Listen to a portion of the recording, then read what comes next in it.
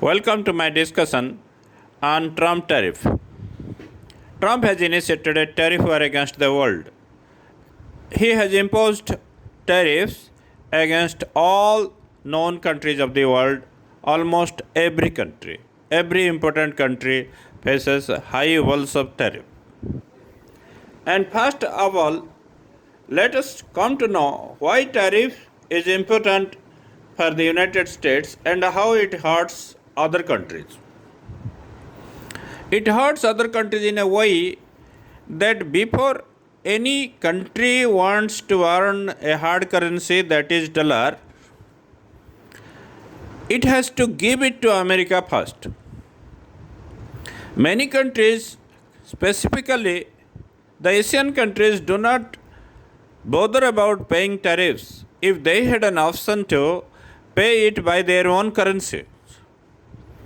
But paying it in terms of dollar, which is the US currency, to get the dollar itself is just like paying bribe to the United States government to get some more loans.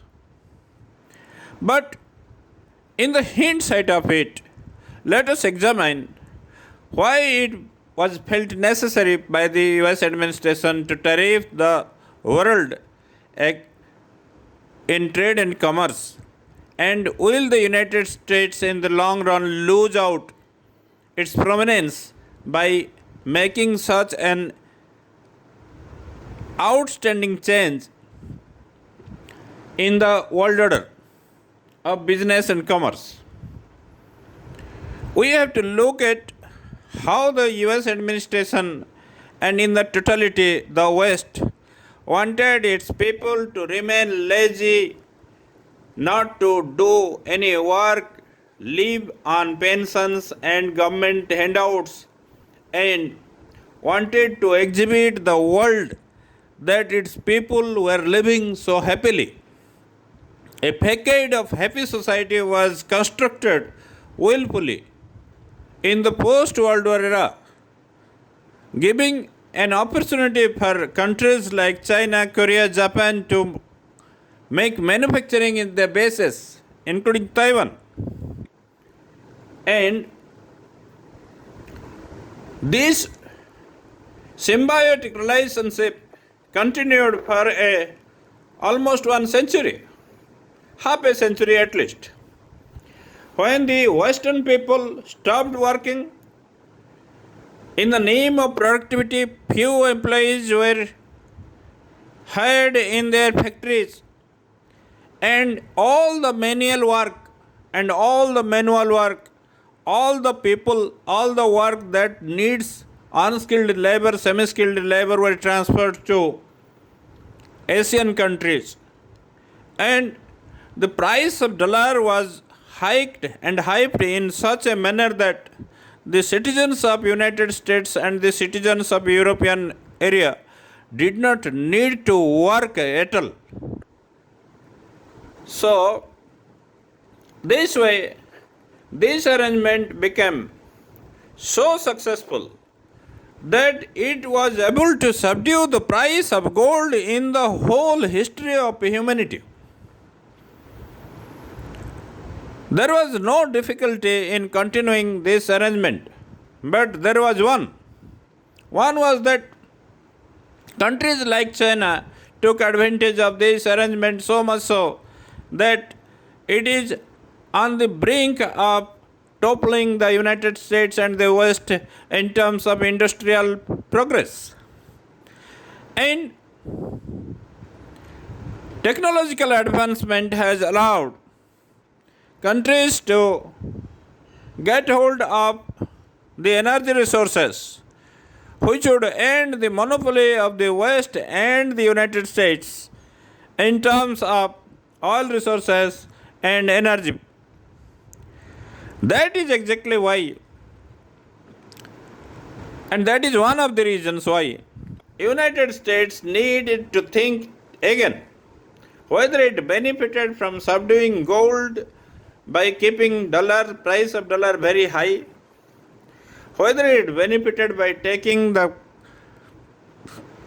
custody of international security, Such paternalistic responsibility of the world started to hurt the United States, and a day is coming when China would overtake the United States and all other Western countries by sheer industrial progress. In this context, what is the way forward? What would happen? I have always stated that the West acts in a particular way. It has a way of finding a solution, and it acts in a very diplomatic manner. I don't think the countries tariffed against are actually the target. There was a problem with this arrangement. This arrangement allowed the American companies to move around the world and, in the true manifestation of capitalism, to set up manufacturing bases everywhere in the world and to send it back to the United States, which allowed commodities to flood into the United States, and the United States was on the brink of becoming a mere consumer of the world. This arrangement didn't have problem until China flexed its muscles, its naval and military muscles against the United States, and it challenged the military supremacy and leadership one-upmanship of the West. Now Trump says the West that look, if we don't do anything right now, then there was no chance that the West could win the battle of supremacy in the long run. They had to reindustrialize itself. They had to reindustrialize, they had to start producing goods and commodities.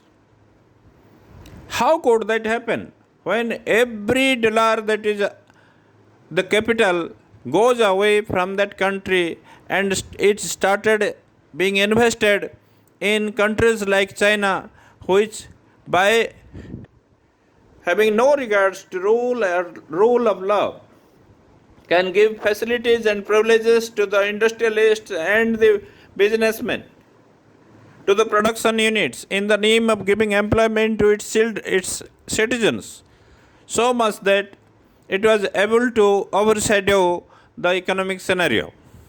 Now, those industrialists who started factories all over the world and were sending back to the United States are bound to return to United States to do business. I believe that in times to come, tariff would remain only on the competing countries, and it would be relaxed on European Union, Canada, and all other friendly countries. It is the niceties of diplomacy that a facade of uniformity is being played out, that is not going to remain. Maybe that tariff will remain, high walls of tariff would remain only against few countries like China and such countries like Mexico, which have direct competition with the United States, and all the other complying countries will find a friendlier United States in terms of trade and commerce in times to come. With this hope, I conclude today's talk. Thank you.